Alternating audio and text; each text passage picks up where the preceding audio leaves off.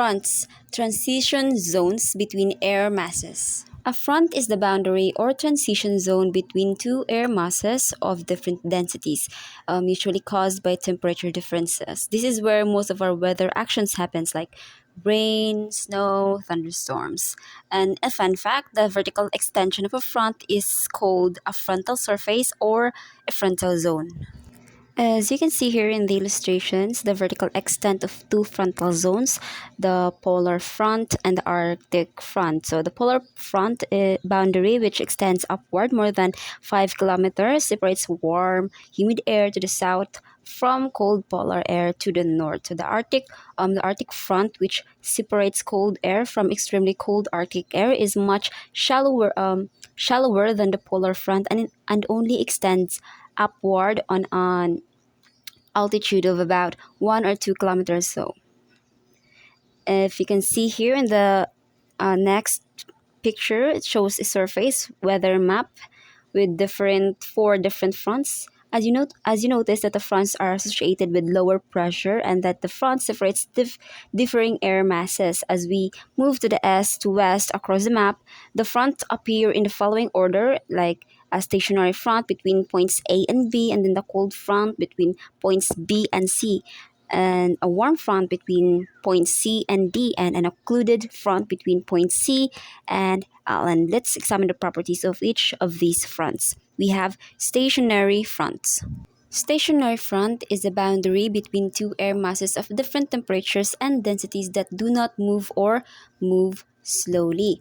So again, a stationary front is a standoff, a boundary between two air masses that barely move. So picture warm air on one side and cold air on the other. So with neither pushing forward. So these fronts can linger for days, bringing clouds like drizzles or light precipitation. On the colored weather map, it is drawn as an alternating red and blue line. Semicircles face towards colder air on the red line, and triangles points toward warmer air on the blue line. So the stationary front between points A and B, as you can see in the illustration, marks the boundary where cold, dense continental polar or CP air from Canada butts up against the north-south trending Rocky Mountains, and able to cross the barrier. The cold air shows a little or no westward movement. So the stationary front is drawn along a line separating the continental polar air from the milder, more humid maritime polar air to the west. As you can notice that the surface winds tend to blow parallel to the front, but it is opposite direction others on either side of it. Moreover, is you can see the upper level wind often blows parallel to a stationary front. Now we have cold front. A cold front occurs when a mass of cold dense air moves into an area of relatively warm, light air, forcing the warm air to rise. So a cold front is when a mass of cold, dense air pushes under a warm air mass, forcing it upward. So this results in a steep slope and is often associated with sudden temperature drops, gusty winds, and narrow bands of precipitation, sometimes with thunderstorm. The backdoor cold fronts come from the northeast and bring unexpected cold, damp weather, especially in spring. As you can see in the picture, the illustration, the cold fronts between points B and C on the surface weather map, as you can see in the screen, represents a zone where cold, dry, stable polar air is replacing warm, moist, conditionally unstable subtropical air. So the front is drawn as a solid blue line with a triangle along the front showing its direction of movement.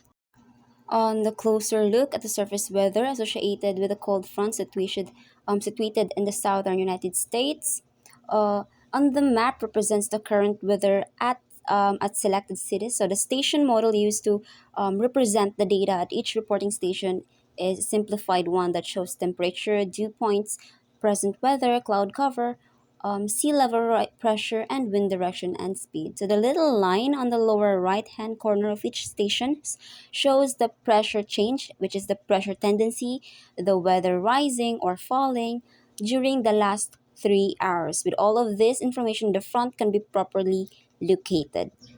As you can notice from the previous illustration and this one, so the precipitation patterns along the cold front might appear similar to Doppler radar image.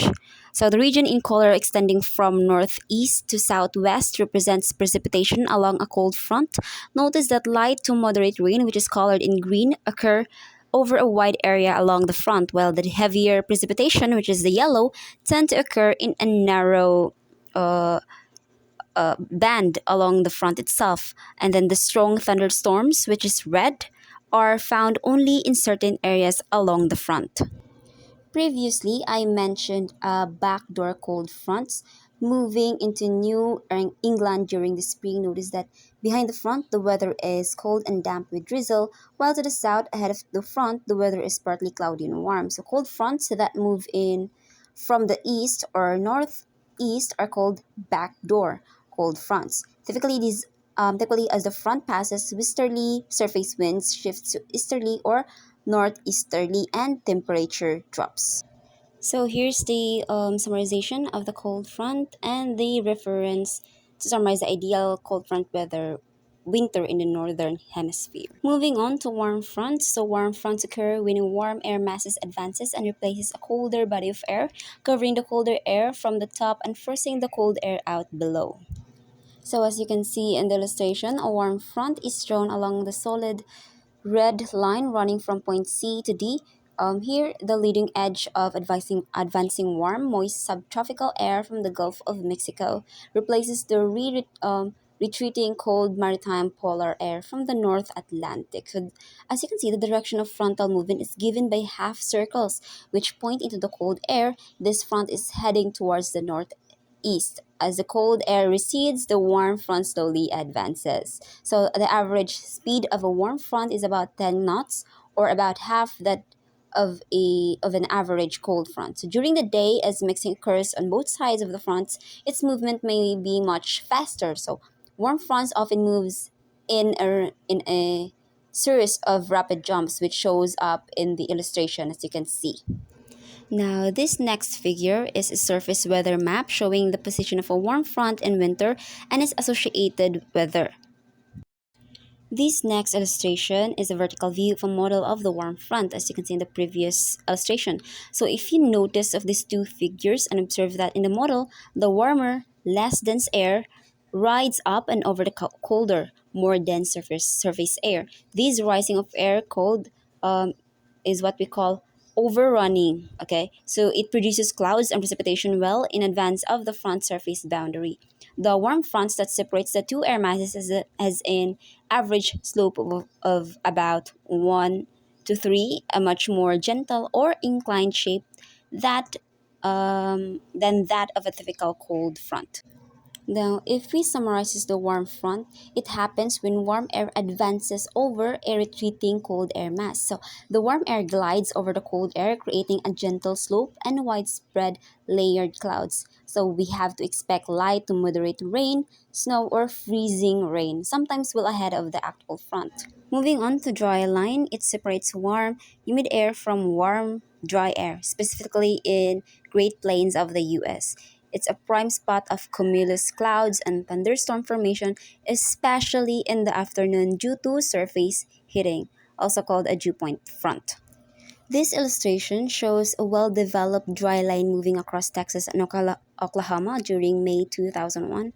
So like I said, cumulus clouds and thunderstorms often forms along or to the east of the dry land. This could develop is caused in part of by daytime convection and a sloping terrain.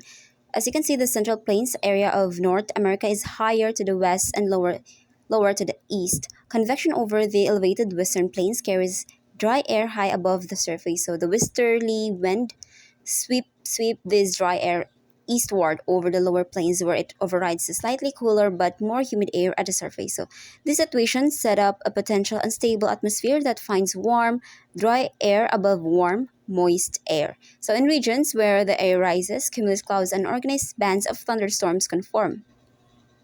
Now, moving on to occluded fronts. Remember that an occluded fronts form when a cold front overtakes a warm front. So, this creates a complex boundary mixing the characteristics of both cold and warm fronts. As you notice, no? If a cold front catches up to and overtakes a warm front, the frontal boundary created between the two air masses is called the occlusion front, or simply an occlusion, or meaning closed off. So there are two main types of occlusions, which is the cold occlusions and warm occlusions.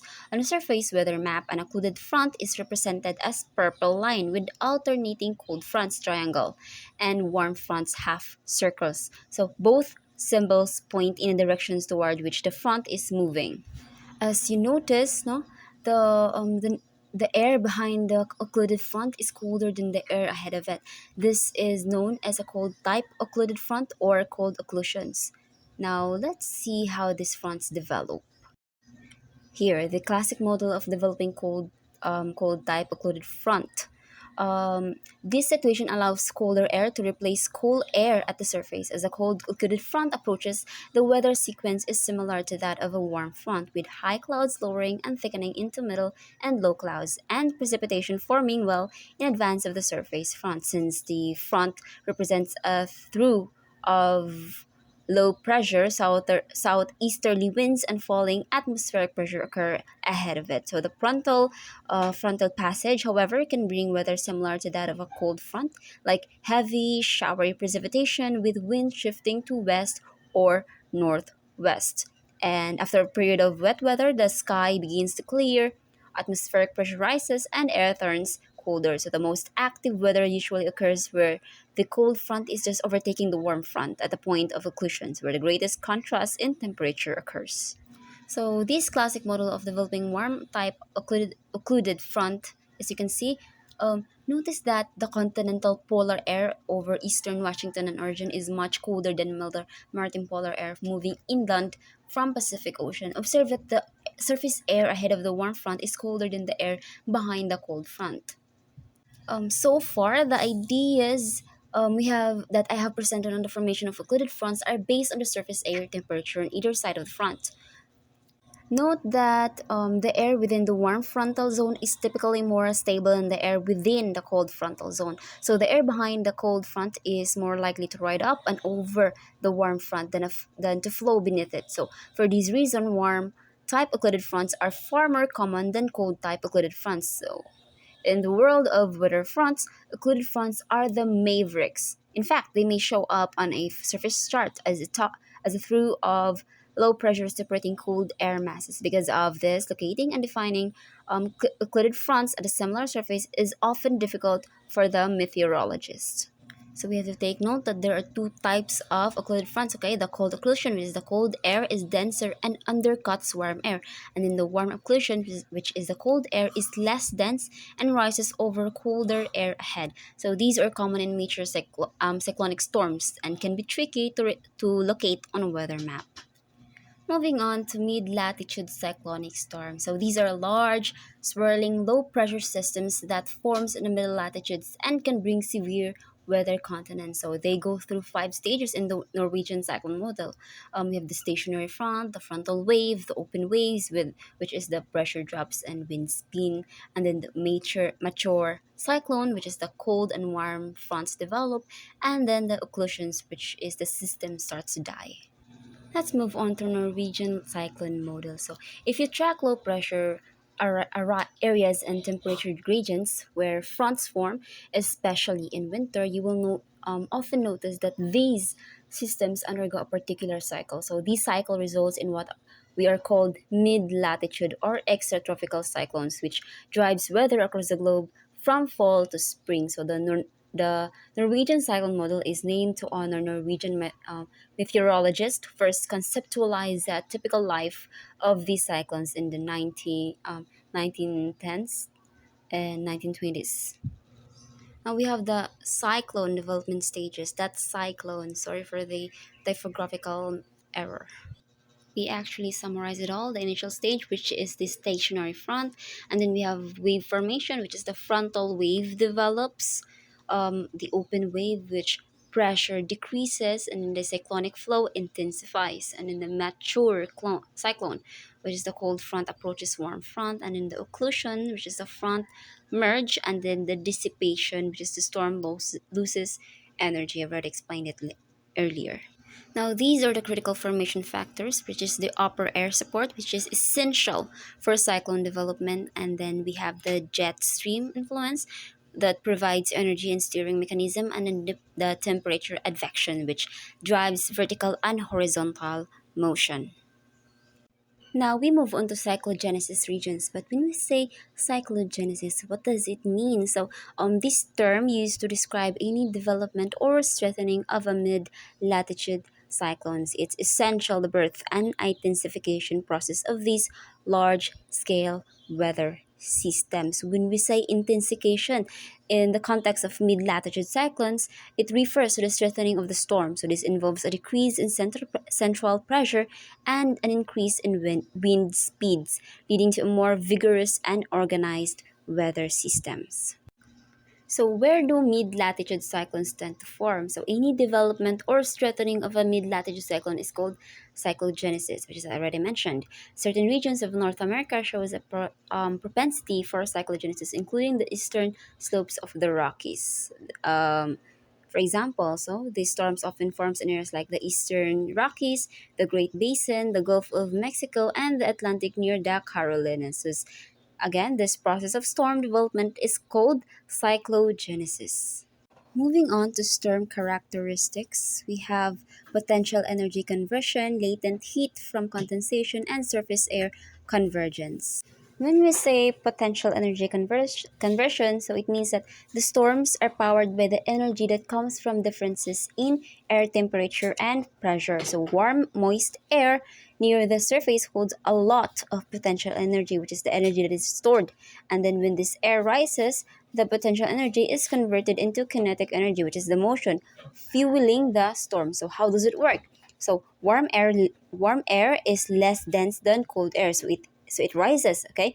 As it rises into the cooler upper atmosphere, it speeds up, which is the kinetic energy increases. Then this rising motion can form towering clouds and violent updrafts, which are key parts of a storm. Then the faster and more organized the upward motion, the stronger the storm becomes, like in thunderstorms or hurricanes. And then we have the latent heat from condensation. So it means that when water vapor in the air condenses, which is turns into liquid droplets, it releases heat. So this is called latent heat. This hidden heat adds even more energy to the storm system. So it works. How does it work? Warm, moist air rises and cools as it gets higher in the atmosphere.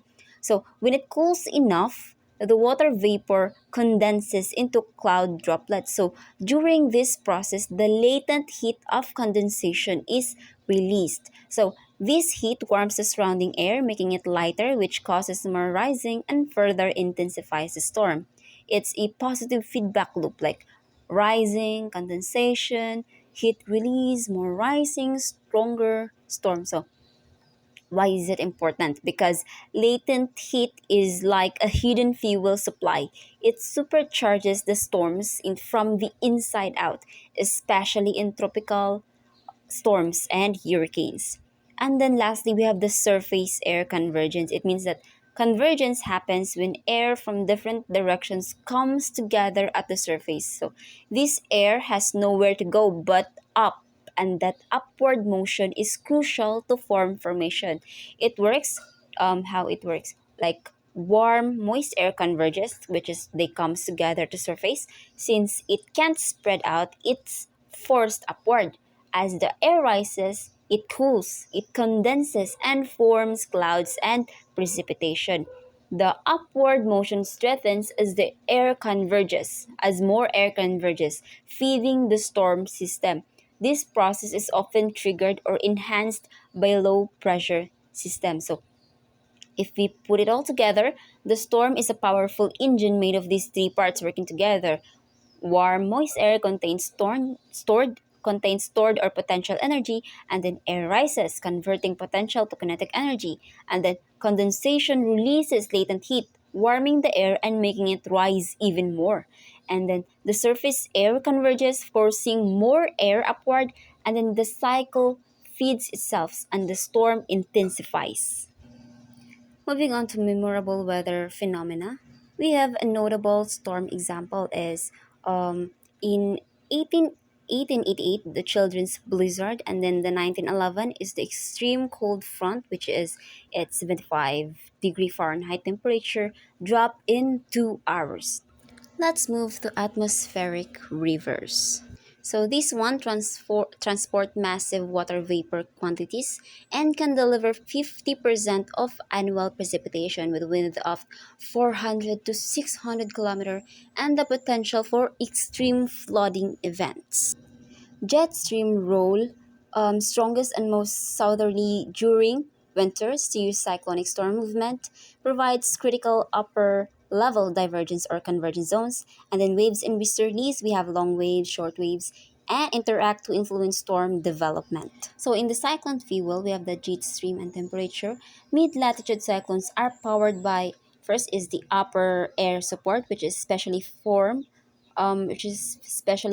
the jet stream. And then we have the temperature advection, which is the cold or warm air moving horizontally.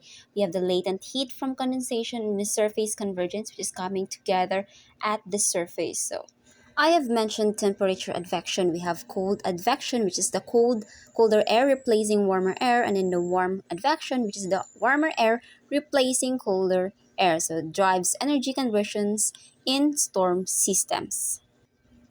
Northeaster's special cyclone type we have developed off eastern North American seaboard, fueled by temperature gradients between ocean and land, and can produce extreme precipitation and wind events. Note that the nor'easters, which is the strong cyclones off the east coast of North America, known as blizzards, coastal flooding, and high winds.